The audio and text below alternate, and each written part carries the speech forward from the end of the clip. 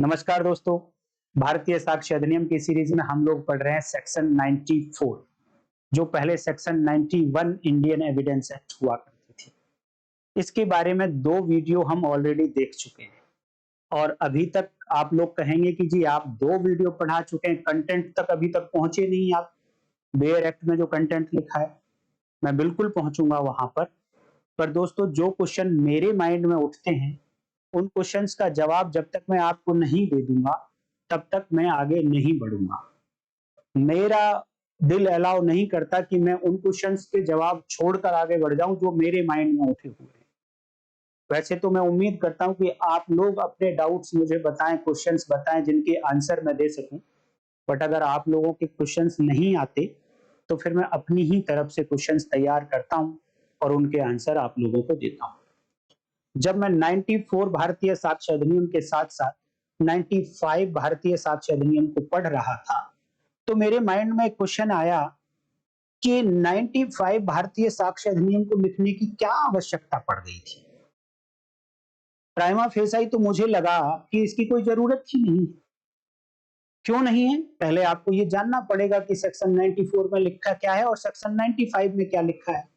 तो सेक्शन 94 तो आप ऑलरेडी 2 वीडियो से जान गए होंगे। जो लोग नए हैं उनके लिए भी थोड़ा सा ब्रीफ बताऊंगा, बट पहले बताऊंगा कि सेक्शन 95 क्या है। सेक्शन 95 ये कहती है कि अगर कोई डॉक्यूमेंट ऐसा है जो सेक्शन 94 में फॉल करता था और उसी तरीके से प्रूव कर दिया गया है जिस तरीके से सेक्शन 94 कहती है। आप एक वर्ड ध्यान देना, मैं आपसे उम्मीद करता हूं कि आप बेयर एक्ट लेकर बैठे होंगे, वोटर रजिस्टर लेकर बैठे होंगे और इंपॉर्टेंट बातों को नोट भी करेंगे। और जब आप बेयर एक्ट लेकर बैठे होंगे सेक्शन 95 अगर अभी आप पढ़ के देखेंगे वीडियो को पॉज करके तो आपको एक वर्ड मिलेगा वहां पर प्रूव्ड, और प्रूव्ड की डेफिनेशन दी गई है। तो इस पर भी मैं थोड़ी चर्चा करूंगा, बट पहले आपको बेसिक बता देता हूं। सेक्शन 95 भारतीय साक्ष्य अधिनियम ये कहती है कि अगर सेक्शन 94 वाला डॉक्यूमेंट है, सेक्शन 94 के तरीके से ही उसको प्रूव कर दिया गया है, तो अब ओरल एग्रीमेंट या ओरल स्टेटमेंट, उन दोनों पार्टीज के बीच में कभी कोई हुआ हो तो ऐसे ओरल एग्रीमेंट और ओरल स्टेटमेंट को एविडेंस के रूप में अलाउ नहीं किया जा ओरल एग्रीमेंट को अलाउ नहीं किया जाएगा। किस बात के लिए? कि उस डॉक्यूमेंट में जो सेक्शन 94 वाला है उसके अंदर जो टर्म्स लिखी हुई है, वो डॉक्यूमेंट जो सेक्शन 94 के पार्ट 2 में है उसके अंदर कोई सब्जेक्ट मैटर लिखा हुआ है, कोई विषय लिखा हुआ है। वहां टर्म्स नहीं है, केवल वहां विषय है। उसको आप कंट्राडिक्ट कर सकें, अलाउ नहीं किया जाएगा। क्या? ओरल एग्रीमेंट या ओरल स्टेटमेंट जो उन दोनों पार्टीज के बीच में हुआ, अलाउ नहीं किया जाएगा। किस बात के लिए? पहले की टर्म्स एंड पहले के विषय को कंट्राडिक्ट करने के लिए, उसमें फेरबदल करने के लिए, उसमें कुछ ऐड करने के लिए, उसमें से कुछ घटाने के लिए। 4 बातों के लिए कोई ओरल एग्रीमेंट जो दोनों पार्टीज के बीच में हुआ, दोनों पार्टीज के बीच में कोई ओरल स्टेटमेंट हुआ, कथन हुआ, वो अलाउ नहीं किया जाएगा। ये कहती है सेक्शन 94 भारतीय साक्ष्य अधिनियम। अब जो नए स्टूडेंट हैं उन लोगों के लिए एक लाइन में अगर मैं बताऊं 94 क्या कहती है, तो 94 कहती है कि अगर कोई डॉक्यूमेंट ऐसा है जो लॉ के रिक्वायरमेंट के कारण उसको डॉक्यूमेंट की फॉर्म में बनाया गया, तो उस डॉक्यूमेंट में जो भी विषय लिखा गया है उस विषय के लिए इसी डॉक्यूमेंट को या इसकी सेकेंडरी एविडेंस को दिया जाएगा। ओरल एविडेंस इस विषय को प्रूव करने के लिए नहीं दिया जा सकता। सेकंड पार्ट, पहला पार्ट 94 का, कि अगर कोई डॉक्यूमेंट ऐसा है जो लॉ की रिक्वायरमेंट तो नहीं थी बट उसको रिड्यूस इनटू राइटिंग कर लिया गया, डॉक्यूमेंट की फॉर्म में पार्टीज ने लिख लिया है, लेकिन वो केवल और केवल 3 तरीके के डॉक्यूमेंट हैं, कॉन्ट्रैक्ट, ग्रांट और अदर डिस्पोजिशन ऑफ प्रॉपर्टी, और इनके अंदर भी केवल और केवल टर्म्स, बाकी चीजें नहीं। इन टर्म्स के लिए इनको प्रूव करना है, टर्म्स को, निबंधन को, तो केवल और केवल वही डॉक्यूमेंट दिया जाएगा जिस डॉक्यूमेंट में ऐसी टर्म्स लिखी गई हैं या उसकी सेकेंडरी एविडेंस दी जा सकती है। ओरल एविडेंस नहीं दी जा सकती है। अब मैं आपसे क्वेश्चन पूछना चाहता हूं, मुझे भी बड़ा अजीब सा लगा था जब मैंने शुरू में इसको पढ़ने की कोशिश की, हो सकता है आपके माइंड में नहीं आ रहा हो, और अब मैं जब बताऊंगा तो आपको जरूर डाउट आएगा। जब एक बार सेक्शन 94 ने कह दिया कि डॉक्यूमेंट के लिए डॉक्यूमेंट्री एविडेंस ही आएगी, ओरल एविडेंस आएगी ही नहीं, तो 95 में अलग से क्यों लिख रहे हैं आप कि ओरल एग्रीमेंट नहीं आएगा, ओरल स्टेटमेंट नहीं आएगा? ये बात तो भैया ऑलरेडी सेक्शन 94 में बता दी गई है। तो 94 में ऐसा क्या एक्स्ट्रा लिखा है जो 95 में क्या एक्स्ट्रा लिखा है जो 94 में नहीं लिखा हुआ था? क्या लेजिस्लेचर का यह कहना है कि कुछ ऐसी बातें हैं जो 94 में कवर नहीं होती हैं, उनको 94 ही रोकेगा, सॉरी उनको 95 ही रोकेगा? और 95 में क्या है? केवल और केवल दो बातों के लिए मना किया गया है। वो दो बातों को मना किया गया, चार काम करने वाली होनी चाहिए, वो दो बातों में से कोई सी भी एक बात, और चार में से कोई से भी काम को करने के लिए होनी चाहिए। दो बातें कि वो मौखिक एग्रीमेंट या मौखिक कथन, ओरल एग्रीमेंट और ओरल स्टेटमेंट को रोका गया है। और वो करता क्या था ओरल स्टेटमेंट और ओरल एग्रीमेंट? वो जो पहले डॉक्यूमेंट ऑलरेडी प्रूव हो चुका है, डॉक्यूमेंट ऑलरेडी प्रूव हो चुका है सेक्शन 94 वाला, उसके अंदर जो टर्म्स लिखी थी, उसके अंदर जो विषय लिखा था, उसको कंट्राडिक्ट करने के लिए ओरल एग्रीमेंट, ओरल स्टेटमेंट नहीं दिया जाएगा। उसको वेरी करने के लिए, फेरबदल करने के लिए नहीं दिया जाएगा। उसमें ऐड करने के लिए, उसमें जोड़ने के लिए कुछ नहीं दिया जाएगा। सब्ट्रैक्ट करने के लिए, घटाने के लिए, टर्म्स और कंडीशंस को या मैटर को ओरल एग्रीमेंट और ओरल स्टेटमेंट नहीं दिया जा सकता। ये बात कहती है सेक्शन 95। तो अभी आपको कुछ समझ आ रहा है कि सेक्शन 95 की क्या आवश्यकता पड़ी और क्या कंपैरिजन है, क्या कंट्राडिक्शन है, क्या दोनों में क्या एक दूसरे की कंप्लीमेंट्री है? क्या सेक्शन 95 के बिना सेक्शन 94 अधूरी थी? मेरे माइंड में ऐसे जब क्वेश्चंस आए, मैंने इनके आंसर्स तलाशने की कोशिश की। तो दोस्तों, इन क्वेश्चंस का आंसर भी आज मैं आपको दूंगा और भी कई सारी कुछ सेक्शंस के बारे में आप लोगों को समझाऊंगा। और आज की वीडियो इंपॉर्टेंट वीडियो होने वाली है। क्यों? क्योंकि ये बातें वो हैं दोस्तों जो आपको कहीं दूसरी जगह पर मिलेंगी नहीं। क्योंकि YouTube पर ट्रेंड है कि आप थोड़े समय में ज्यादा बता दो, लेकिन लॉ के मामले में आप थोड़े में ज्यादा तो ऑलरेडी बेयर एक्ट में लिखा हुआ है, आप पढ़ लीजिए उसको। बेयर एक्ट में 4 लाइन के अंदर 40 पेज लिख दिए गए होते हैं। 40 पेज लिखे जा सकते हैं उन 4 लाइन के ऊपर, तो ऑलरेडी तो छोटा बताया गया है थोड़े समय में। तो अब तो जरूरत है कि उस थोड़े को एक्सपेंड करते करते पूरे वो 40 पेज बताए जाए। लेकिन क्योंकि वीडियोस ऐसी व्यूज नहीं आते हैं ऐसी वीडियोस पर, तो ट्रेंड ये है यूट्यूब पर कि बस उसको हिंदी की इंग्लिश कर दो, इंग्लिश की हिंदी कर दो और बढ़ जाओ आगे। बट यहां पर ऐसा नहीं है दोस्तों। मैं आपको वो सब समझाने की कोशिश करूंगा जो आपको प्रैक्टिस में, एग्जाम में आपको जरूरत पड़ेगी और कहीं ना कहीं काम आएंगे। कुछ लोग आपको इनके ऊपर कंफ्यूज कर सकते हैं, बट अगर आप मेरे व्यूअर हैं तो मैं कोशिश करता हूं कि आप लोग कंफ्यूज ना हो किसी से, बल्कि आप ही दूसरे लोगों को कंफ्यूज कर दें।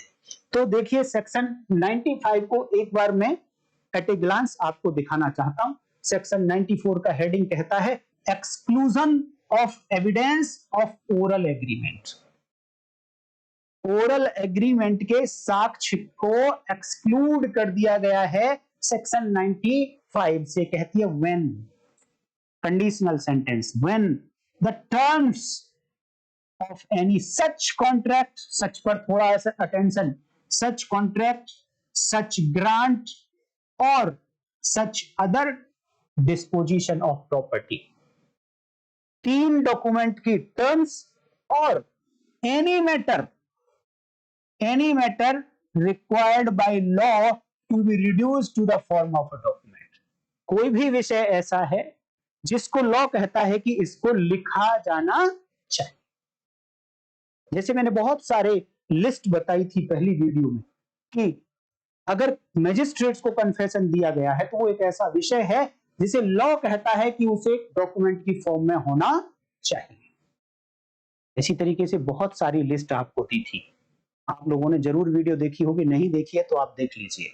तो अगर विषय ऐसा है कि लॉ कहता है कि उस विषय को डॉक्यूमेंट की फॉर्म में होना ही चाहिए, तो ऐसे ऐसे टर्म्स को या फिर ऐसे मैटर को हैव बीन प्रूव्ड, ये रहा वो proved document, have been proved according to section 94।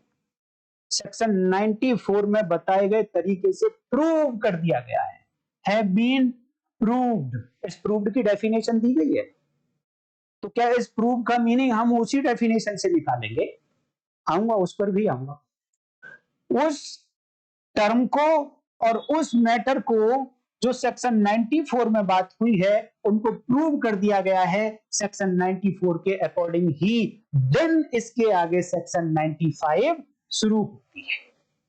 अब आपके मन में ये माइंड में ये आना भी चाहिए कि जब एक बार उस टर्म को, उस मैटर को प्रूव कर दिया गया है, तो अब एविडेंस की बात कहां रह गई? अब एविडेंस देने की बात क्यों आ रही है? देन क्या कहा गया आगे? No evidence of any oral agreement. दो ही बातें हैं, no evidence of oral agreement number 1, number 2 oral statement. No evidence of any oral statement shall be admitted, shall be admitted, ग्राह्य नहीं होगी as between the parties to any such instrument or their representative in interest। अगर ये oral agreement, ये oral statement उन दोनों parties के बीच में कहीं भी कभी भी ये कहा गया था, या उनके रिप्रेजेंटेटिव इन मैटर्स के बीच में ये ओरल एग्रीमेंट हुआ था, तो इस ओरल एग्रीमेंट की एविडेंस आप नहीं दे सकते उस डॉक्यूमेंट के लिए जिसकी टर्म्स, जिसका मैटर सेक्शन 94 के अकॉर्डिंग प्रूव कर दिया गया है। अगेन आई एम्फेसाइज, प्रूव कर दिया गया है। किस बात के लिए नहीं दे सकते? देखिए, जब जब आपको एक लिस्ट दी जाए कि आप इन बातों के लिए नहीं दे सकते, तो यहां से दो मीनिंग निकलते हैं। लॉ में हमेशा आप दो मीनिंग निकालो एक लाइन से, एक लाइन से केवल एक मीनिंग निकालना लॉ का काम नहीं है। एटलीस्ट तो दो मीनिंग निकलने ही चाहिए, तीसरा चौथा पांचवा निकाल सकते हो तो वो आपकी काबिलियत है। ये सेक्शन कहती है कि ये ओरल एग्रीमेंट, ये ओरल स्टेटमेंट चार बातों के लिए नहीं दिया जा सकता।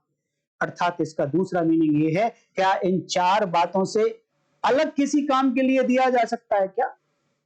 अगर आप बता सकते हो कि हाँ, इन चार के अलावा कोई और काम है जो होना है कोर्ट में, तो लॉ ने तो उनको मना नहीं किया, तो इसका मतलब उस पांचवें काम के लिए ओरल एग्रीमेंट, ओरल स्टेटमेंट दिया जा सकता है। तो ये चार काम कौन कौन से हैं? कि for the purpose of contradicting, खंडन करने के लिए, for the purpose of varying, फेरबदल करने के लिए, for the purpose of adding to, कुछ जोड़ने के लिए, for the purpose of subtracting from its terms, its terms. ध्यान देना, अगेन यहां टर्म्स को देखकर मुझे कुछ याद आ गया। ऊपर प्रूव क्या हो रहा था? दो बातें, एक टर्म्स और एक मैटर्स, एनी मैटर। दो बातें प्रूव हो रही थी ऊपर सेक्शन 94 में। लेकिन जब ओरल एग्रीमेंट को देने की बात आई, स्टेटमेंट को देने की बात आई, तो ये चार काम नहीं होंगे। लेकिन किस पर नहीं होंगे ये चार काम? उन्होंने कहा इट्स टर्म्स, उन्होंने इट्स मैटर नहीं लिखा। ये मुझे लगता है कि इट्स टर्म्स और मैटर लिखा हुआ होना चाहिए था। क्यों? क्योंकि दो बात की एविडेंस देने की बात हो रही है, टर्म्स की एविडेंस देने की बात हो रही है और मैटर की एविडेंस देने की बात हो रही है। तो भैया फिर दोनों के लिए रोकना पड़ेगा ना। आपने तो अगर देखें लिटरल इंटरप्रिटेशन करें तो केवल और केवल टर्म्स के लिए एविडेंस नहीं दी जा सकती कि टर्म्स को आप कंट्राडिक्ट करें, टर्म्स को वेरी करें, टर्म को ऐड करें, टर्म्स को घटाएं। इस बात के लिए ओरल एग्रीमेंट या ओरल स्टेटमेंट नहीं दिया जा सकता। तो क्या इस मैटर को कंट्राडिक्ट करना है, इस मैटर को वेरी करना है, मैटर को ऐड करना है, मैटर को सब्सट्रैक्ट करना है, तो क्या उसके लिए ये ओरल एग्रीमेंट और ओरल स्टेटमेंट की एविडेंस दी जा सकती है क्या? लिटरल इंटरप्रिटेशन देखेंगे तो यही मीनिंग निकलता है, क्योंकि मैटर यहां लिखा ही नहीं, उन्होंने लिखना चाहिए था, इन माय ओपिनियन लिखना चाहिए था। और अगर नहीं भी लिखा गया है तो देखिए दोस्तों कि लॉ में दो तरीके के ओमिशंस होते हैं। एक होता है इंटेंशनल ओमिशन और एक होता है अनइंटेंशनल ओमिशन। लेजिस्लेचर कभी कभी किसी प्रोविजन में से किसी बात को इंटेंशनली हटाना चाहती है, इंटेंशनली नहीं रखना चाहती है, और कभी कभी ऐसा हो जाता है कि लेजिस्लेचर अनइंटेंशनली ऐसा कर देती है। तो मुझे लगता है कि यहां पर अनइंटेंशनल ये एनी टर्म मिसिंग है, सॉरी एनी मैटर मिसिंग है, जबकि होना चाहिए था। अनइंटेंशनल क्यों है? मैं इसलिए कह रहा हूं क्योंकि इन्होंने ऑलरेडी इस मैटर की बात करी है, इसी सेक्शन में ऑलरेडी इस मैटर की बात यहां पर की है कि जब उस मैटर को सेक्शन 94 वाले को प्रूव कर दिया गया है तो अब इसके लिए ये एविडेंस नहीं दी जा सकती। तो आपने इसको तो कहीं रेफर ही नहीं किया, फिर यहां पर करना चाहिए था। तो मुझे इसलिए लगता है क्योंकि यहां पर ये स्पेसिफिकली आपने लिखा है मैटर के बारे में, तो लास्ट में भी आपको ये सेंटेंस कंप्लीट करना पड़ेगा। तो इसलिए यहां पर एक मैटर अनइंटेंशनल ओमिशन मुझे लगता है। आपको क्या लगता है? आप अपनी ओपिनियन कमेंट करके बता सकते हैं। तो बेसिक बात क्या थी सेक्शन 95 की कि आप ओरल एग्रीमेंट और ओरल स्टेटमेंट के बारे में एविडेंस नहीं दे सकते। कब?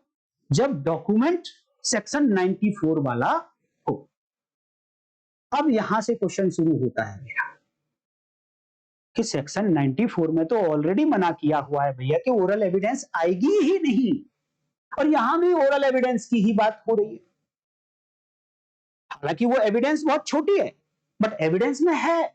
ओरल एग्रीमेंट ओरल एविडेंस है, ओरल स्टेटमेंट ओरल एविडेंस है,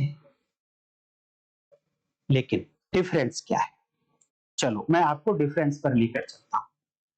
तो आपको पहले एक बात समझनी पड़ेगी कि एविडेंस किस बात की दी जा सकती है। बेसिक क्वेश्चन है, कई वीडियोस में मैं डिस्कस कर चुका हूं। यहां पर बात हो रही है, चाहे तो आप सेक्शन 94 ले लीजिए, चाहे सेक्शन 95 ले लीजिए, और दोनों में मना किया जा रहा है, एक्सक्लूड किया जा रहा है कि ओरल एविडेंस नहीं दी जाएगी। ओरल एविडेंस नहीं दी जाएगी डॉक्यूमेंट को प्रूव करने के लिए। और डॉक्यूमेंट में स्पेसिफिक बातें हम ऑलरेडी बहुत बार डिटेल में देख चुके हैं, अब बार बार रिपीट करने से वीडियो लंबी हो जाएगी। तो एविडेंस में एक्चुअली क्वेश्चन आता है कि एविडेंस में होता क्या है। एविडेंस में दो तरीके की एविडेंस, ओरल एविडेंस और एक डॉक्यूमेंट्री एविडेंस। तो भैया ओरल एविडेंस को तो मना कर दिया, तो ओरल एविडेंस नहीं दी जा सकती, मतलब केवल और केवल डॉक्यूमेंट्री एविडेंस दी जा सकती है। अब एक क्वेश्चन आता है कि एविडेंस किस बात की दी जा सकती है, किस बात के लिए एविडेंस दी जा सकती है। तो सेक्शन 3 भारतीय साक्ष्य अधिनियम देखेंगे, जो पहले सेक्शन 5 इंडियन एविडेंस एक्ट हुआ करती थी। तो यहां पर कहा गया कि दो बातों के लिए रेलेवेंट फैक्ट या फैक्ट इन इशू, इनकी एग्जिस्टेंस और नॉन एग्जिस्टेंस, इसके बारे में एविडेंस दी जा सकती है। एग्जिस्टेंस अस्तित्व और नॉन एग्जिस्टेंस अनअस्तित्व, किस बात का? रेलेवेंट फैक्ट और या फिर फैक्ट इन इशू। इनमें से किसी के बारे में एविडेंस दी जा सकती है। क्लियर? तो यहां पर सेक्शन 94 में जो बात कही गई, वहां हम क्या कह रहे हैं कि जब ये डॉक्यूमेंट आएगा, इस डॉक्यूमेंट के अंदर जब रेलेवेंट फैक्ट लिखे गए हैं या फैक्ट इन इशू लिखा गया है, तो उसके लिए आप ओरल एविडेंस नहीं दे सकते। इतनी सी बात तो कही गई है, ओरल एविडेंस नहीं दे सकते। बट अब मैं आपको लेकर चलना चाहूंगा सेक्शन 149 भारतीय साक्ष्य अधिनियम। यही पहले सेक्शन 146 इंडियन एविडेंस एक्ट हुआ करती थी। अब मैं आपसे यह पूछना चाहता हूं कि एविडेंस तो नहीं दी जा सकती, ध्यान देना, रेलेवेंट फैक्ट के बारे में दी जा सकती है या फैक्ट इन इशू के बारे में दी जा सकती है। अब मैं आपसे पूछना चाहता हूं, क्या इररेलेवेंट फैक्ट के लिए एविडेंस दी जा सकती है? अगर आप सोचते हैं कि आपको इस बात का जवाब आता है तो वीडियो को पॉज करके जरूर जवाब दीजिए। नहीं आता है तब भी कोई बात नहीं, जरूरी नहीं कि हमको सब कुछ आता हो, किसी को सब कुछ नहीं आता है।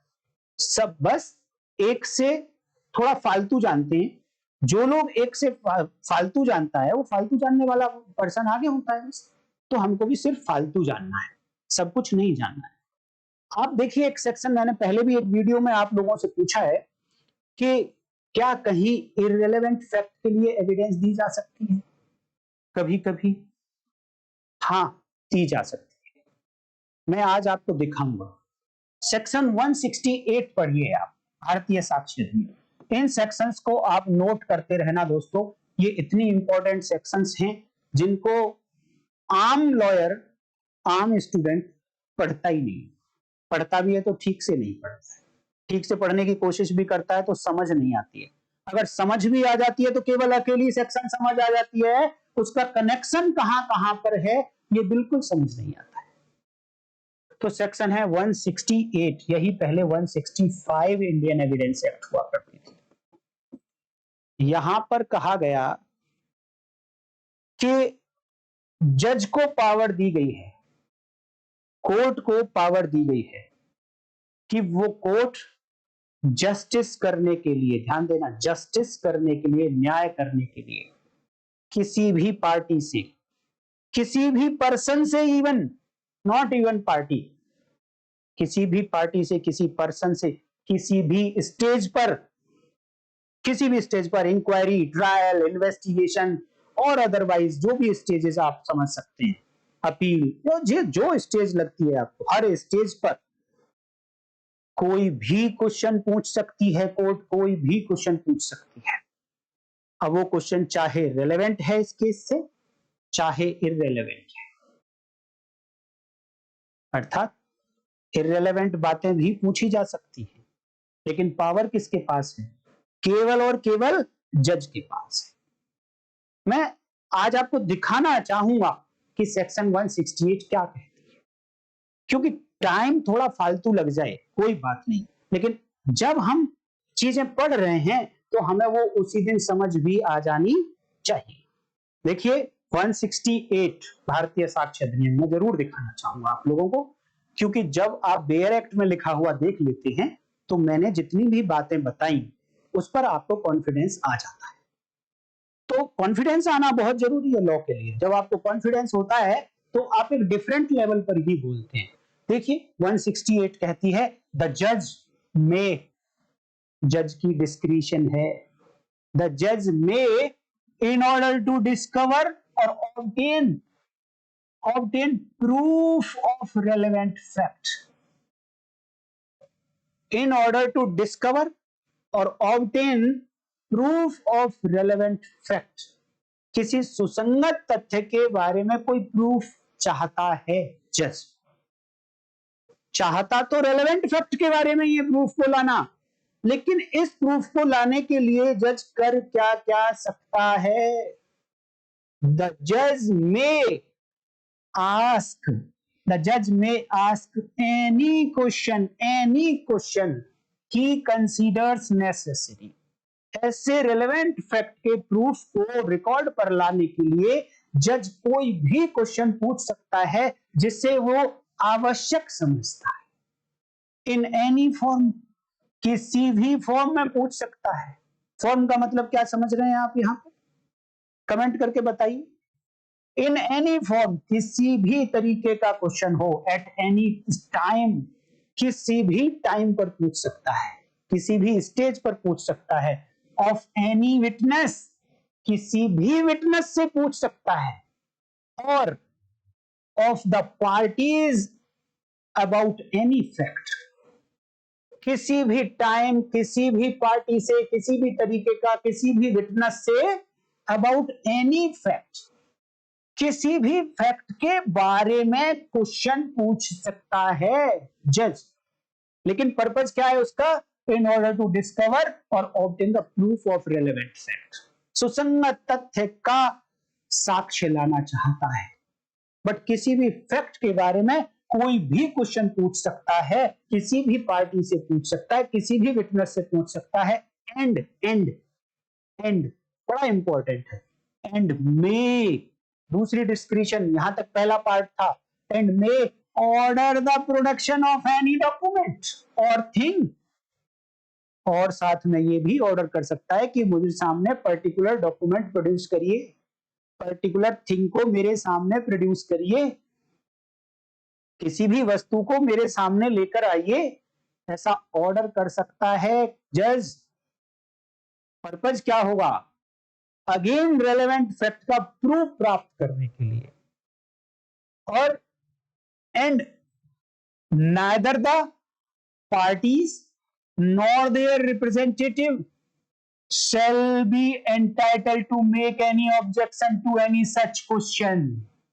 और फर्दर इसको एक्सप्लेन किया कि पार्टी हो या पार्टीज का रिप्रेजेंटेटिव हो, उसके पास ये पावर नहीं है कि जज को ये कह सके कि साहब आप क्या क्वेश्चन पूछ रहे हो, किस स्टेज पे पूछ रहे हो, ये क्वेश्चन तो रेलेवेंट ही नहीं है, जिस डॉक्यूमेंट को आप मंगाना चाहते हो डॉक्यूमेंट इररेलेवेंट है। इन सब के बारे में किसी पार्टी के पास, किसी पार्टी के रिप्रेजेंटेटिव के पास कोई पावर नहीं है कि वो ऑब्जेक्शन रेज कर सके। To make any objection to any such question और ऑर्डर, जो ये ऑर्डर दिया कि आप कोई प्रोडक्शन कर दीजिए किसी डॉक्यूमेंट का इसके बारे में, या फिर वो क्वेश्चन पूछा ये वाला इसके बारे में, ना तो पार्टी ना पार्टी का रिप्रेजेंटेटिव ऑब्जेक्शन नहीं कर सकता। Nor without the leave of the court to cross examine any witness upon any answer given in reply to any such question.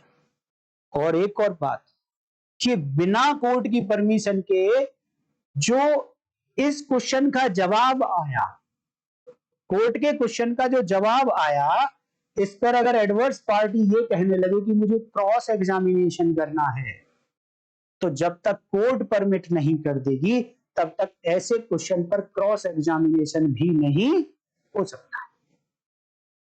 तो ये सेक्शन कितनी बड़ी बात कहती है भैया, और इसमें प्रोवाइजो हैं, जब डिटेल में आएंगे तब देखेंगे।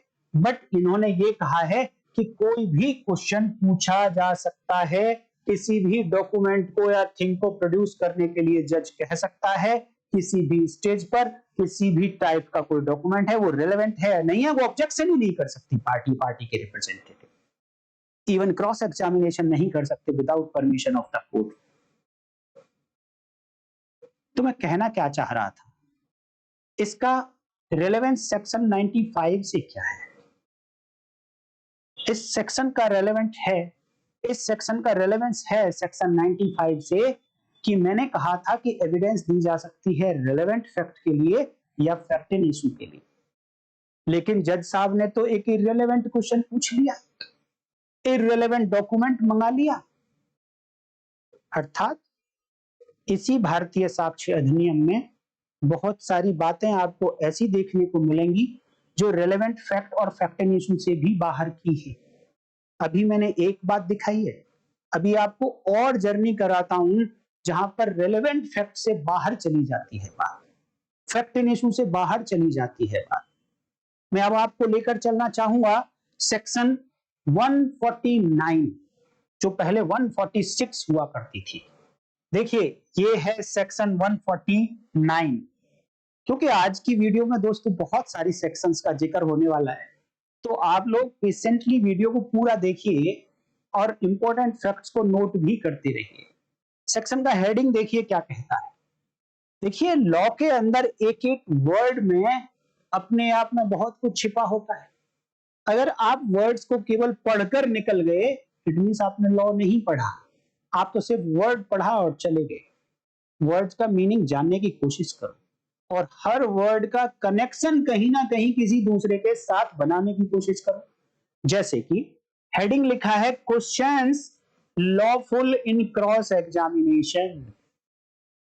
क्या यहां पर ऐसा लिखा है कि questions relevant in cross examination? ऐसा लिखा है क्या यहां पर? बिल्कुल नहीं लिखा।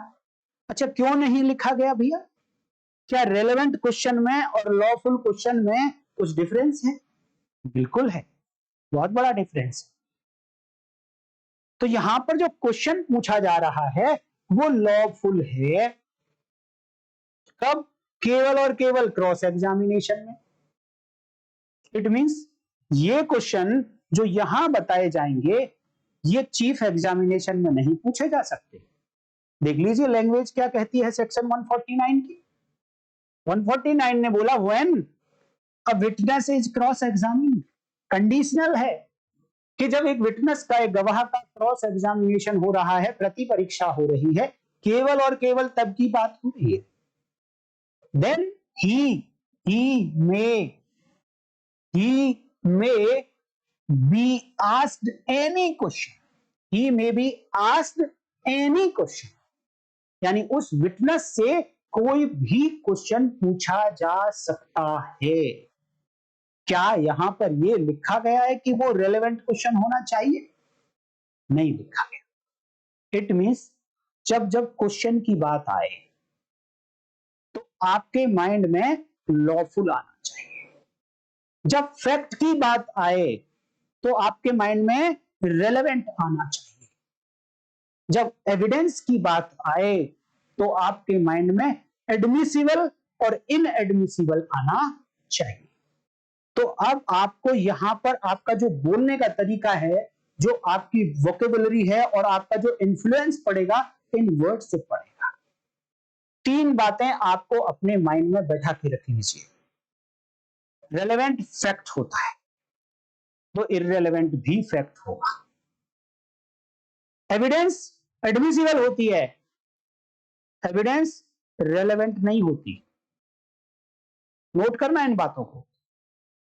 एविडेंस एडमिसिबल होती है या इनएडमिसिबल होती है, वो रेलेवेंट नहीं होती कभी भी। इसी तरीके से फैक्ट रेलेवेंट होगा या इररेलेवेंट होगा, एडमिसिबल और इनएडमिसिबल नहीं होगा कभी भी। इसी तरीके से क्वेश्चन लॉफुल होगा या अनलॉफुल होगा। क्वेश्चन रेलेवेंट नहीं होता है,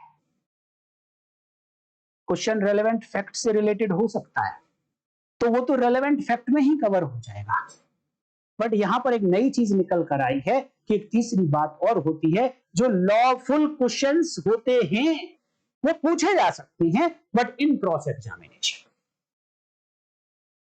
अर्थात यहां पे जो लॉफुल क्वेश्चन है ना, ये रेलेवेंट फैक्ट से कुछ बाहर की बातें हैं। ये फैक्ट रेलेवेंट तो नहीं है लेकिन ये क्वेश्चन पूछना लॉफुल है। क्या बोला है, एक बार और पढ़ूंगा। When a witness is cross-examined, he may be, in addition to the questions herein before referred to, इससे पहली सेक्शंस में भी बहुत सारे क्वेश्चंस की बात की गई है, including leading questions, including leading questions. उनके साथ साथ ये वाले क्वेश्चंस भी पूछे जा सकते हैं विच टेंड, जो करते क्या हैं वो क्वेश्चन, उनका नेचर कैसा है क्वेश्चंस का। अगर उनका नेचर है कि टू टेस्ट हिज वेरासिटी, यहां पर हिज कौन है? हिज है witness. It means to test the veracity of witness, कोई भी क्वेश्चन आप पूछ सकते हैं। सब्जेक्ट टू प्रोवाइजो, नीचे कुछ प्रोवाइजो लिखा है कि अब रेप विक्टिम है, ये वाली विक्टिम है, तो उनसे ये पर्टिकुलर क्वेश्चन नहीं पूछ सकते। बट विटनेस की अगर वेरासिटी को आपको चेक करना है, वेरासिटी का मतलब कि वो सत्य बोल रहा है या झूठ बोल रहा है, ये कोर्ट को आपने दिखाना है। तो ऐसी वेरासिटी टेस्ट जिस क्वेश्चन से होती हो, वो क्वेश्चन विटनेस से पूछा जा सकता है, चाहे वो रिलेवेंट है चाहे वो इररिलेवेंट है। आपको बार बार याद दिलाऊंगा कि इन सब का 94 और 95 से क्या रिलेशन है अभी आ जाएगा समझ में आप लोगों को। बट ये बातें पहले समझना जरूरी है। अगर आपको नॉलेज कुछ एक्स्ट्रा मिल रही है तो यार वीडियो को तो लाइक अभी कर दो, इंतजार क्यों करते हो कि लास्ट तक जाएंगे। कोई कमेंट कर दो, अच्छा सा चलने दो वीडियो को अभी, और कमेंट भी कर दो। तो विटनेस की वेरासिटी को अगर चेक करना है, टेस्ट करना है, परखना है, उसका परीक्षण करना है, तो जो भी क्वेश्चन आप पूछ सकते हैं आप पूछ लीजिए, आपको कोई मनाही नहीं है। चाहे वो क्वेश्चन रेलेवेंट फैक्ट से रिलेटेड है, चाहे इररेलेवेंट फैक्ट से रिलेटेड है, चाहे वो क्वेश्चन जैसा मर्जी हो, बट वो क्वेश्चन कैसा क्वेश्चन कहलाएगा? लॉफुल क्वेश्चन कहलाएगा। अगर आपसे पूछ लिया जाए कि लॉफुल क्वेश्चन कहां लिखे गए हैं, किस क्वेश्चन को लॉफुल बताया गया है, नीचे 4 ऑप्शन दे दिए, तो आप ये ध्यान रख लीजिए 3 क्लॉज, इनको टेस्ट करने के लिए, इन सब के लिए अगर कोई भी क्वेश्चन पूछा गया है, इररेस्पेक्टिव ऑफ कि वो किस नेचर का है, वो सब लॉफुल हैं। ये सेक्शन कौन सी कहती है? सेक्शन 49 भारतीय साक्ष्य अधिनियम। दूसरी बात, to discover who he is or what is his position in life. आप विटनेस से हर ऐसा क्वेश्चन पूछ सकते हैं, और हर ऐसा क्वेश्चन पूछना लॉफुल होगा जो ये डिस्कवर करता हो, ये पता लगाने में हेल्प करता हो कि वो विटनेस क्या है और जीवन में उसकी पोजीशन क्या है, उसकी स्थिति क्या है जीवन में, वो है क्या। जैसे कि आप विटनेस से पूछ सकते हो कि क्या आप रॉबरी करते हो। आप कहेंगे ये कैसा सवाल है, ये तो इररिलेवेंट है। बिल्कुल इररिलेवेंट हो सकता है, किसी रेलेवेंट फैक्ट से रिलेटेड नहीं है। तो आप बेटर होगा कि आप ये कहिए कि ये लॉफुल नहीं है, ये अनलॉफुल क्वेश्चन है। क्वेश्चन की बात आएगी तो लॉफुल अनलॉफुल, तो दूसरी पार्टी कहेगी नहीं, it is lawful question because section 149 भारतीय साक्ष्य अधिनियम डिक्लेयर्स इट लॉफुल। क्यों? ये क्वेश्चन मैं क्यों पूछ रहा हूं? क्योंकि मैं ये डिस्कवर करना चाहता हूं कि ये विटनेस है क्या, हु ही इज, ये कौन है, ये विटनेस कौन है, क्या है, और इसकी पोजीशन क्या है इसकी लाइफ में। ये डिस्कवर करने के लिए क्वेश्चन पूछा है, और अगर ऐसा करने के लिए मैंने क्वेश्चन पूछा है तो ये क्वेश्चन लॉफुल होगा, इसे रोका नहीं जाएगा। तीसरा part, to shake his credit. अगर आपने कोई ऐसा क्वेश्चन पूछ लिया है कि ऐसे विटनेस की विश्वसनीयता, क्रेडिट मतलब विश्वसनीयता, उसको आप हिलाना चाहते हैं, उसको आप कम करना चाहते हैं, कमजोर करना चाहते हैं, विटनेस क्रेडिबल है या विटनेस क्रेडिबल नहीं है, उसके बाद डिसाइड किया जाता है कि इसके द्वारा दी गई एविडेंस को हम रिलायबल माने, उसकी कुछ वैल्यू माने या ना माने। विटनेस है तो उसको चेक किया जाएगा कि वो रिलायबल है या नहीं है, और उसको अनरिलायबल बनाने के लिए उसके क्रेडिट को आप शेक कर सकते हो। उसकी जो विश्वसनीयता है उसको हिलाने के लिए अगर आपने कोई क्वेश्चन पूछा है तो ऐसा क्वेश्चन लॉफुल है, सेक्शन 149 कहती है। ध्यान रखना है आपको पढ़ते पढ़ते सेक्शन 94 और 95 क्या आ रहा है, क्या कुछ आपके माइंड में आ जाएगा, कोई बात नहीं। अब किस तरीके से आप क्रेडिट को शेक कर सकते हैं? बाय इंजरिंग हिज कैरेक्टर, यानी किसी विटनेस के कैरेक्टर पे आप उंगली उठा सकते हो। जब आपने कैरेक्टर को पढ़ा था कि वो रेलेवेंट है या नहीं, तो एक्यूज का कैरेक्टर की बात होती है, एक्यूज के कैरेक्टर की बात होती है, पार्टीज के कैरेक्टर की बात होती है, विटनेस के कैरेक्टर की बात नहीं होती वहां पर। लेकिन यहां पर सॉरी, विटनेस के कैरेक्टर की बात हो रही है। आप उसके कैरेक्टर को, उसके आचरण को इंजर कर सकते हो, क्षति पहुंचा सकते हो, उसके आचरण पर आप अधिक्षेप लगा सकते हो। ऐसा अगर कोई क्वेश्चन पूछ रहे हैं, क्यों पूछ रहे हैं? क्योंकि उसकी क्रेडिबिलिटी को आपने सेव करना है, तो वो लॉफुल होगा। ऑल्दो, आगे बताया कि although the answer to such question, although answer to such question might tend directly और इनडायरेक्टली टू क्रिमिनेट हिम, चाहे उस क्वेश्चन का आंसर जैसे ही विटनेस दे, क्योंकि आप करेक्टर पर उंगली उठा रहे हैं उसके, अगर उसका आंसर दिया तो हो सकता है कि वो विटनेस घिर जाए, फंस जाए, उसे ये लगे कि इसका आंसर मैंने दिया तो मेरे अगेंस्ट कोई क्रिमिनल चार्ज बन जाएगा, मुझे मेरे अगेंस्ट कोई ऑफेंस बन जाएगा, मैंने एक तरीके से इनडायरेक्टली उस ऑफेंस को एडमिट कर लिया है, ऐसा कुछ हो जाएगा, चाहे वो क्वेश्चन ऐसा ही क्यों ना हो। इवन देन वो क्वेश्चन पूछना लॉफुल होगा। अब आप सोचेंगे कि आर्टिकल 20 तो ये कहता है कि किसी पर्सन को उसी के अगेंस्ट विटनेस बनने के लिए, यानी उससे ऐसा क्वेश्चन पूछने के लिए जो उस क्वेश्चन का आंसर इस पर्सन को क्रिमिनेट करता हो, एक्सपोज करता हो ऑफेंस से, वो नहीं पूछा जाएगा। और पूछ लिया है तो उसका आंसर नहीं देगा, वो बाउंड नहीं है आंसर देने के लिए। लेकिन यहां 149 में बोला है, जब उसका क्रॉस एग्जामिनेशन हो रहा है एज ए विटनेस, तो बोला है चाहे वो क्वेश्चन ऐसा हो, इवन देन उसे आंसर देना पड़ेगा। इवन देन वो लॉफुल है, अभी आंसर देने की बात नहीं आई है, इवन देन वो लॉफुल है, क्वेश्चन अनलॉफुल नहीं होगा। क्या कहा है देख लो, चाहे तो वो आंसर जो क्वेश्चन पूछा गया उसका आंसर चाहे इसको डायरेक्टली क्रिमिनेट करता हो, चाहे इनडायरेक्टली क्रिमिनेट करता हो, या might expose to tend directly और indirectly to expose him to a penalty or forfeiture. Forfeiture एक पनिशमेंट है, अगर इस पनिशमेंट के लिए ही चाहे वो एक्सपोज करता हो, इवन देन ऐसा क्वेश्चन पूछना लॉफुल होगा। अब क्वेश्चन आता है कि आपने क्वेश्चन तो पूछ लिया, अब विटनेस कहता है कि आपको क्वेश्चन पूछना लॉफुल बनाया गया था 149 बीएसए से, तो आपने पूछ लिया, बट मैं इसका जवाब नहीं देता, अब आप क्या करेंगे? तो क्या ऐसे विटनेस को कंपेल किया जा सकता है कि ऐसे क्वेश्चन का भी आंसर दे जो आंसर इसको क्रिमिनेट करता हो? तो यस, इसको बाउंड किया जा सकता है, बट अभी उस सेक्शन पर मैं नहीं जाऊंगा, उस उधर मुड़ गया तो डाइवर्ट हो जाएगा हमारा फोकस। हम कहीं ना कहीं घूमकर आना चाहते हैं सेक्शन 94 एंड 95 पर। यहां से क्या सीखने को मिला हमको कि क्वेश्चन ऐसे भी पूछे जा सकते हैं जो रेलेवेंट फैक्ट से रिलेटेड नहीं है, जो फैक्ट इन इशू से रिलेटेड नहीं है, लेकिन पूछे कब जा सकते हैं? पूछे जा सकते हैं क्रॉस एग्जामिनेशन में। अब आप देखिए सेक्शन 20 भारतीय साक्ष्य अधिनियम, अब जैसे ही सेक्शन 20 पर गए तो आपको तुरंत याद आना चाहिए कि ये सेक्शन तो सेक्शन 4 और 50 के बीच में पड़ती है, तो इसका मतलब ये सेक्शन तो कहीं ना कहीं रेलेवेंट फैक्ट की बात करेगी।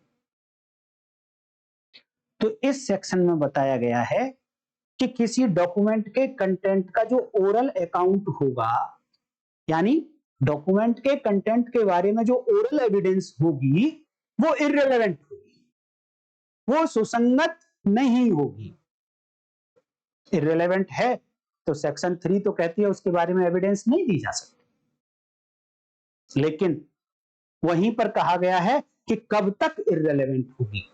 उन्होंने कहा कि unless the party who proposes to give oral account of content of a document, उसे पहले यह बताना पड़ेगा he is entitled to give secondary evidence। और कौन पार्टी एंटाइटल होगी सेकेंडरी एविडेंस देने के लिए, इसके ऊपर एक मैंने डिटेल वीडियो बनाई हुई है, आपको जरूर देखनी चाहिए। कोई भी पार्टी जब तक सेकेंडरी एविडेंस नहीं दे सकती, जब तक वो ये प्रूव ना कर दे कि वो party is entitled to give secondary evidence. वो सेक्शन 60 भारतीय साक्ष्य अधिनियम आप पढ़ लें, जरूर पढ़ें आप उसको। अर्थात मैं बताना ये चाह रहा हूं लेकर आ रहा हूं आपको घुमा फिरा कर कहीं oral agreement, oral statement, oral evidence, oral account of content of document, इनको नहीं दिया जा सकता। लेकिन बोला सेकेंडरी एविडेंस देने के लिए एंटाइटल है तो ओरल अकाउंट भी दिया जा सकता है। क्यों दिया जा सकता है, पिछली वीडियो में मैंने पढ़ाया है, आप कमेंट करके बताइए कि ओरल अकाउंट भी क्यों दिया जा सकता है जब वो पार्टी सेकेंडरी एविडेंस देने के लिए एंटाइटल होती है, तो जरूर बताइए।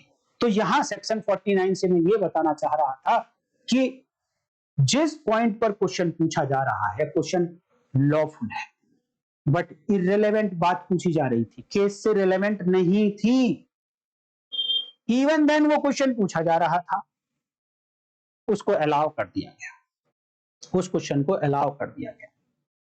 एक साथ में सेक्शन और दिखाना चाहूंगा, सेक्शन 158 भारतीय साक्ष्य अधिनियम। देखिए ये है सेक्शन 158 भारतीय साक्ष्य अधिनियम। इसका हेडिंग देख लीजिए, इम्पीचिंग क्रेडिट ऑफ विटनेस। विटनेस की विश्वसनीयता पर अधिक्षेप लगाना है। सेक्शन 149 क्लॉज सी आपने देखा होगा, to shake the credit of witness, to impeach the credit of witness.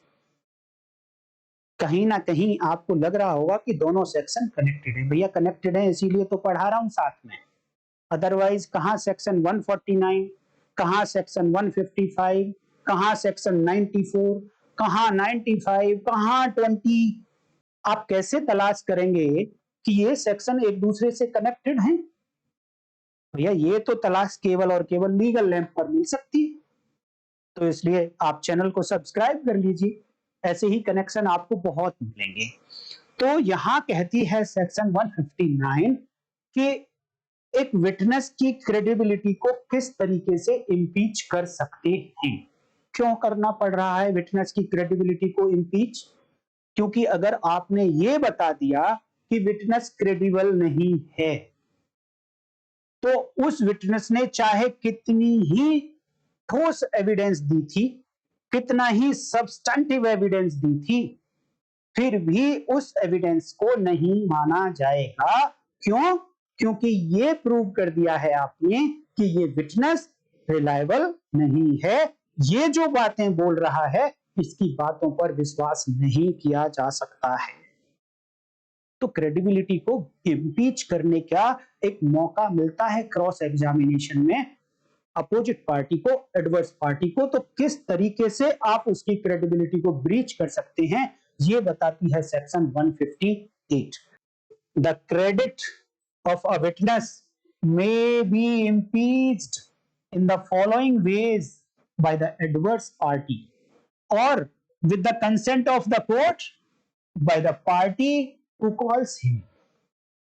Witness के सामने दो पार्टी होती है, गवाह के सामने दो पार्टी होती है। एक वो पार्टी जिस पार्टी ने उस गवाह को बुलाया है अपने फेवर में एविडेंस देने के लिए, और एक दूसरी पार्टी जिसके अगेंस्ट वो एविडेंस देने जा रहा है। तो जिसने बुलाया वो party called the party who calls him, him means witness, और दूसरी party is called the party adverse, adverse party. तो एडवर्स पार्टी को तो पूरा राइट दे दिया गया कि अगर विटनेस की क्रेडिबिलिटी को इम्पीच करना है तो नीचे बताए गए तरीकों से आप उसकी क्रेडिबिलिटी को इम्पीच कर सकते हैं। तो आपसे क्वेश्चन पूछ लिया जाए एग्जाम में कि किस सेक्शन में वो तरीके बताए गए हैं जिन तरीके से किसी विटनेस की क्रेडिबिलिटी को इम्पीच किया जा सकता है, किसी गवाह की विश्वसनीयता को अधिक्षेप लगाया जा सकता है।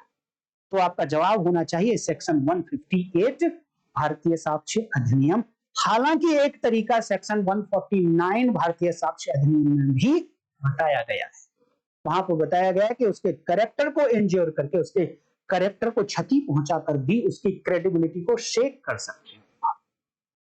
बट मेन सेक्शन है 158, जवाब आपका यही होना चाहिए। और तो वो तरीके कौन से होंगे जिन तरीकों को अपनाकर विटनेस की क्रेडिबिलिटी को इम्पीच किया जा सकता है? तो तरीका number 1 clause A, by the evidence of persons. देखिए वर्ड यूज हुआ by the evidence of persons.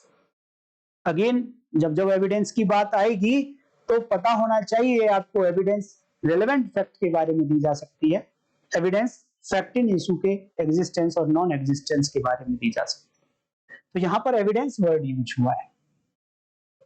Evidence of persons, कोई भी व्यक्ति गवाही दे सकता है आकर, किसी भी व्यक्ति को ले आइए आप विटनेस की क्रेडिबिलिटी को इंपीच करने के लिए, लेकिन वो क्या बोलेगा, हु टेस्टिफाई, क्या बोलता है आकर वो कोर्ट में, दैट दे का मतलब भैया,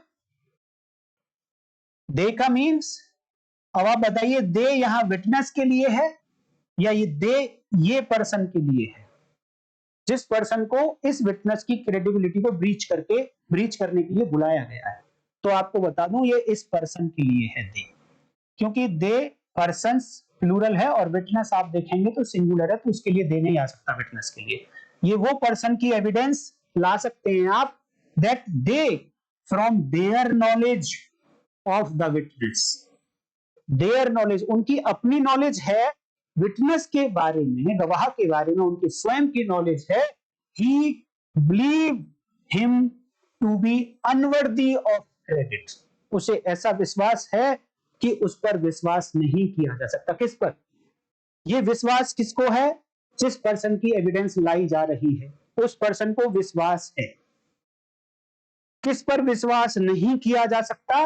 उस विटनेस पर जिस विटनेस की क्रेडिबिलिटी को इंपीच करना है। ये गवाह कहता है कि मुझे विश्वास है कि आप ऐसे विटनेस की गवाही पर विश्वास नहीं कर सकते, ये मेरी अपनी नॉलेज है। कोई भी विटनेस उठा लाइए आप, वो आके कोर्ट में कह देगा डिफेंस में कि साहब ये तो मैं जानता हूं, इस विटनेस पर तो आप विश्वास ही नहीं कर सकते, ये तो विश्वसनीय व्यक्ति नहीं है। तो ये एक तरीका है कि आप किसी विटनेस की क्रेडिबिलिटी को ब्रीच कर सकते हैं। दूसरा तरीका, by proof that the witness has been bribed, आप प्रूफ कर दीजिए। बाय प्रूफ का मतलब आप एविडेंस लाइए, एविडेंस लाकर आप ये साबित कर दीजिए कि यहां जो विटनेस गवाही दे रहा है एडवर्स पार्टी के अगेंस्ट, एक्यूज के अगेंस्ट, जिसके भी अगेंस्ट एडवर्स पार्टी कह सकती है कि इसको ब्राइब दी गई है, इसको रिश्वत दी गई है इस बात के लिए, झूठी गवाही देने के लिए। आप प्रूव कर दीजिए, लेकिन बाय प्रूफ आप ऐसा कह पाएंगे।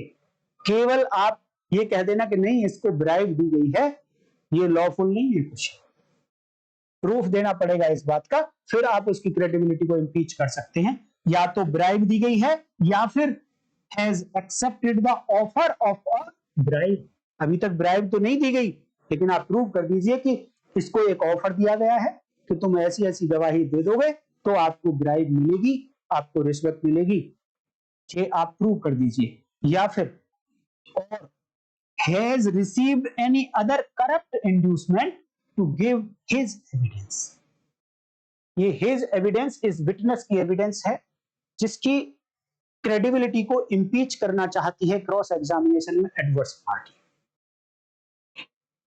तो तीन तरीके बताए कि आप प्रूव कर दीजिए कि उसने रिश्वत ली है, प्रूव कर दीजिए कि उसको रिश्वत का ऑफर मिला है, प्रूव कर दीजिए कि उसको कोई दूसरे टाइप का एक इंड्यूसमेंट दिया गया है जो करप्ट है, करप्ट इंड्यूसमेंट है कि तुम आप कुछ और इंड्यूसमेंट दिया है, कोई भी लालच दिया गया है उसको कि तुम ये झूठी गवाही दे दीजिए, लेकिन ये प्रूव करना पड़ेगा बाय प्रूफ। तो ये दूसरा तरीका हुआ कि विटनेस की क्रेडिबिलिटी को आप इंपीच कर सकते हैं, अर्थात कब कर रहे हैं? Cross examination. क्रॉस एग्जामिनेशन कब आता है? इंपॉर्टेंट क्वेश्चन, क्रॉस एग्जामिनेशन और इंपॉर्टेंट फॉर सेक्शन 94 एंड 95। आप कहेंगे यार कि इतना तो पढ़ा दिया अभी तक, 94 और 95 पर तो आप वापस गए नहीं। चाहूंगा दोस्तों, इतनी इंपॉर्टेंट सेक्शन है कि इनको चाहे ये जितनी लंबी हो जाए आज वीडियो में, आज एक ही वीडियो में ये सारी बातें पूरी करना चाहूंगा। सेक्शन 94 तो जो बात कर रही है वो चीफ एग्जामिनेशन की बात कर रही है। ध्यान से सुन लेना, ये बात आपको कहीं नहीं मिलेगी, ये केवल इंटरप्रिटेशन से निकल कर आती है, और इंटरप्रिटेशन केवल एक सेक्शन से नहीं निकलती कभी भी। इंटरप्रिटेशन बहुत सारी सेक्शंस को पढ़ने के बाद, बहुत सारे वर्ड्स एक्सप्रेशंस का मीनिंग जानने के बाद निकलती है। क्यों? कहा जा रहा है कि 94 कहती है कि आप एविडेंस नहीं दोगे, ओरल एविडेंस नहीं दोगे इन डॉक्यूमेंट के टर्म्स या उसके मैटर को प्रूव करने के लिए। प्रूव कौन करेगा? प्रूव करेगा वो पार्टी जिसके ऊपर बर्डन ऑफ प्रूफ है, जो कोर्ट के पास पहुंचा है अपनी रिक्वेस्ट लेकर, प्रेयर लेकर कि आप इस पर्सन के अगेंस्ट ये एक्शन ले लीजिए, वो पार्टी प्रूव करेगी। सेक्शन 94 कहता है कि shall no oral evidence shall be given, oral evidence नहीं दी जाएगी। तो 94 है चीफ एग्जामिनेशन के लिए। मैं अपनी इंटरप्रिटेशन से आपको समझने के लिए बता रहा हूं, आप चेक कर लेना, गलत नहीं निकलेगा। और सेक्शन 95 है क्रॉस एग्जामिनेशन। अब आप कहेंगे कि ऐसा क्यों कह रहे हैं? बिल्कुल समझ में आ जाएगा आपको, इसीलिए तो मैं कह रहा हूं थोड़ी देर आप बने रहिए। ये सारी बातें जो ये क्वेश्चंस, ये तरीके बताए जा रहे हैं जो सेक्शन 149 में बताए गए 3 तरीके ABC, सब क्या थे? ये लॉफुल क्वेश्चन थे बट रेलेवेंट नहीं थे। रेलेवेंट से बाहर की बात थी, बट किस स्टेज पर? क्रॉस एग्जामिनेशन पर। सेक्शन 159 किस स्टेज पर? Cross examination. तो सेक्शन 95 में क्या बोला गया था? सेक्शन 95 में बोला गया कि अगर वो डॉक्यूमेंट जो सेक्शन 94 वाला है एक बार प्रूव कर दिया गया है सेक्शन 94 के तरीके से, जब एक बार प्रूव हो गया, अब क्या बच गया भाई? तो वहां जो प्रूव होने की बात हो रही है सेक्शन 95 में, हालांकि 94 में प्रूव्ड वर्ड यूज नहीं हुआ है, प्रूव्ड वर्ड यूज हुआ है सेक्शन 95 में। मेरी अपनी इंटरप्रिटेशन ये कहती है दोस्तों, मेरी अपनी ओपिनियन, हम्बल ओपिनियन है कि वहां पर ये प्रूव्ड वर्ड यूज नहीं होना चाहिए। अगर आपने इस तरीके से वर्ड प्रूव कर दिया है यूज सेक्शन 95 में, तो अब इंटरप्रिटेशन से हमें लिबरल होना पड़ेगा इस प्रूव्ड वर्ड के बारे में।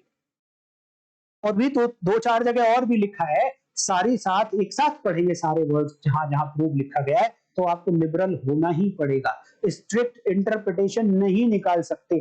स्ट्रिक्ट इंटरप्रिटेशन निकाली आपने, लिटरल इंटरप्रिटेशन अगर प्रूव्ड की निकाली तो गड़बड़ हो जाएगी। और प्रूव्ड वर्ड का मीनिंग क्या है? कब माना जाएगा प्रूव? कोर्ट मानेगी प्रूव। और कब मानेगी? सारे मैटर्स जो उसके सामने हैं उनको कंसीडर करने के बाद। तो सारे मैटर्स का मतलब क्या है?